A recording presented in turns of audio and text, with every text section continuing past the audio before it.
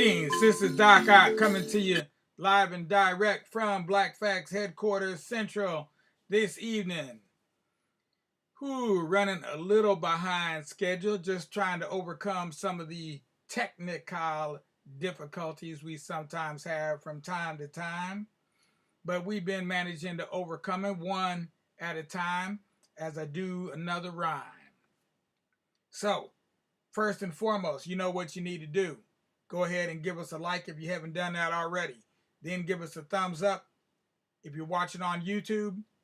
And of course, pass the word to friends and family alike, far and near, all across the land about Black Facts, because we're over here making a stand for ourselves and history. Trying to take the mystery out of the history. A little subtleness is better than a lot of force. A little subtleness is better than a lot of force. And that's another proverb from the Congo. Congolese proverb for today.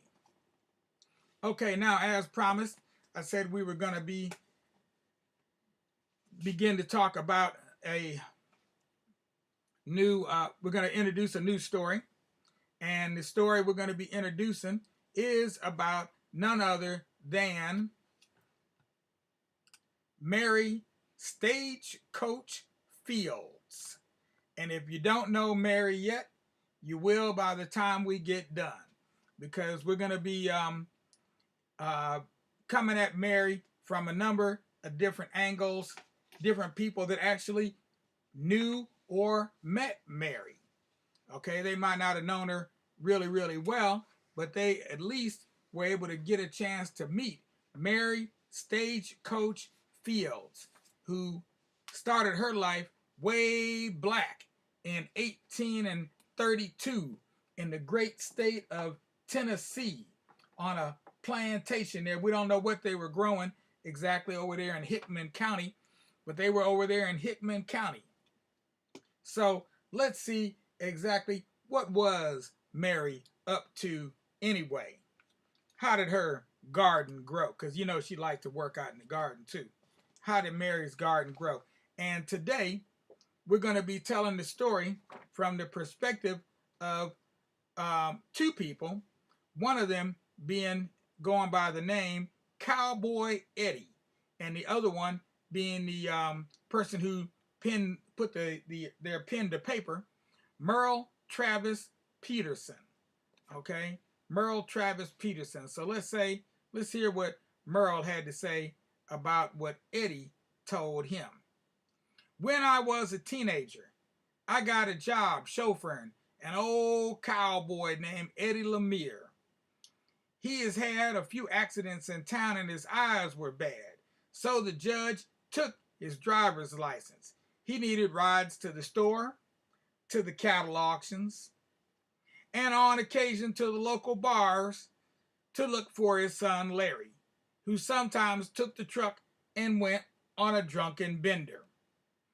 I would get out of school and walk in the door and the phone would ring and Eddie would say, "I need to go to town."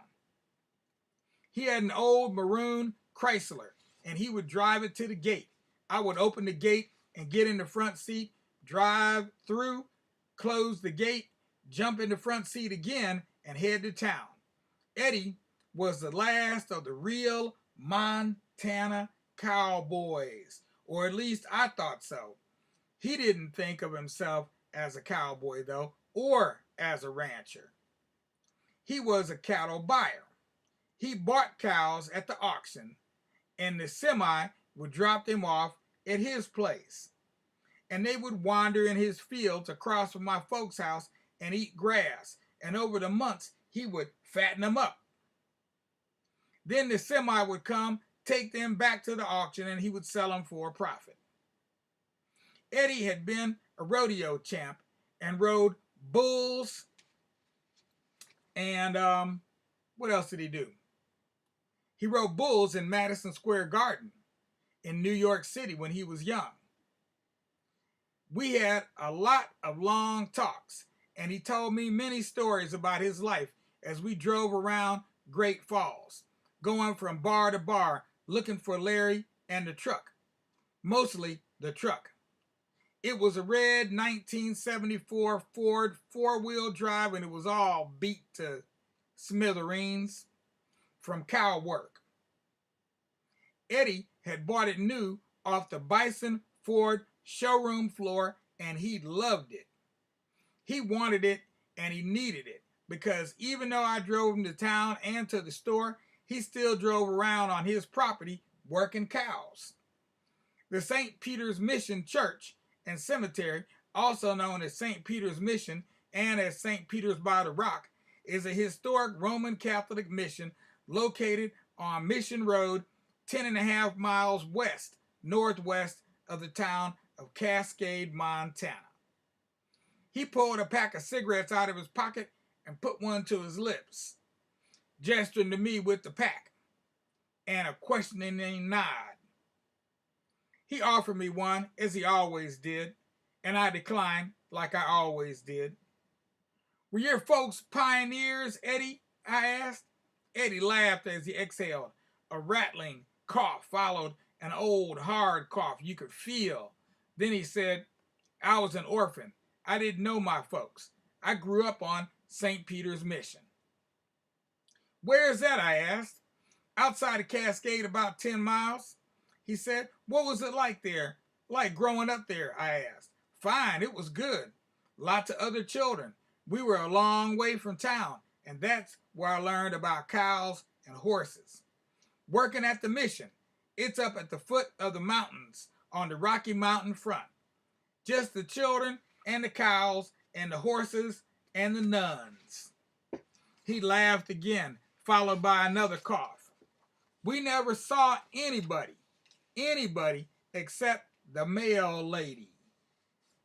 She came every few days and stayed the night when the weather was bad. She was something else. She was big. She smoked cigars. She dressed like a man, and she was as black as a stove pipe." He laughed again, and again he coughed. "They say she cussed like a sailor, but she didn't do it around us, or at least I never heard her." Eddie sat quiet for a moment as the memories rolled back in his mind. She loved to scare us, tease us, really, but she was just playing. The little ones were told she would eat you if you're bad, and sometimes she made us believers. They called her Stagecoach Mary because she used the stagecoach to deliver mail. She brought supplies from the train in Cascade and delivered them to the mission. She always made it, no matter what the weather was like. One Christmas, we had a blizzard, and she was late. The nuns were expecting her. The road was drifting in, and we were all worried. After supper and long after dark, we heard her shouting outside. She made it. She'd gotten stuck in a snowdrift and had to abandon the stagecoach. She put the mail in her backpack and snowshoed the rest of the way to the mission. She brought us peanuts for the children. We got a big bag of peanuts for Christmas. It wasn't much, but it was the best peanuts I ever had. Peanuts don't taste like that anymore." Eddie looked out the window. "Whatever happened to her?" I asked. "She stopped bringing the mail when I was about 9. She was old. She retired. She lived in Cascade until she died. Everybody knew her. She was a good lady." The St. Peter's Mission is located 10.5 miles outside of Cascade, down the old Mission Road.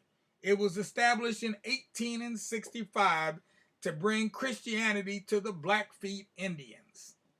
It is a pleasant road in the summer in a pickup, but wagon travel in winter must have been an absolute nightmare. Along the way, you pass Square Butte, not one but 2 nuclear missile silos. When you reach the mission, what is left is the remains of an old stone church, some old cabins, a barn, and a cemetery on top of the hill, and a sign marking the place and giving a brief history.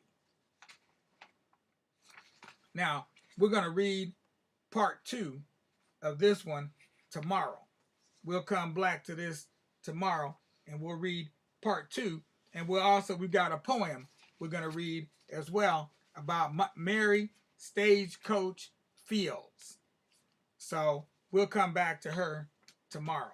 In the meanwhile, all you little children know just what time it is, and you know what you need to do. Go ahead and lay those little heads on those little pillows, on those little beds, and close those eyes.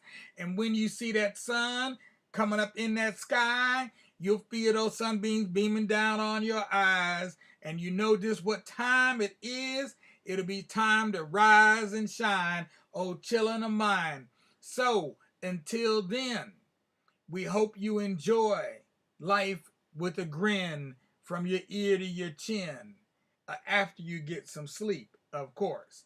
And as for you adults, we got a few things for you to do as well. Number one, if you haven't already, give us a like if you're watching on Facebook.